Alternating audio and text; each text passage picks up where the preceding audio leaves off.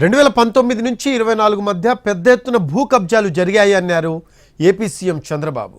అటవీ సహజ వనరుల భూమి గనుల శాఖలపై శ్వేతపత్రం విడుదల చేశారు ఏపీ సీఎం చంద్రబాబు. పేదలకు ఇళ్ల పట్టాల పేరుతో భారీ దోపిడీ జరిగిందన్నారు ఆయన.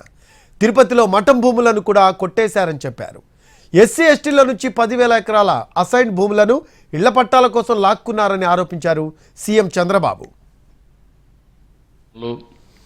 భూములకు విలువ పెరుగుతుంది. అలాంటి భూములన్నీ పెద్ద ఎత్తున లిటిగేషన్ క్రియేట్ చేసి కొట్టేయడం, భూగర్భ ఖనిజ సంపద కొన్ని వందల సంవత్సరాలు భూమిలో ఉండే కెమికల్స్ రియాక్షన్స్ కానీ అన్నీ అవి ఖనిజ సంపద తయారవుతుంది.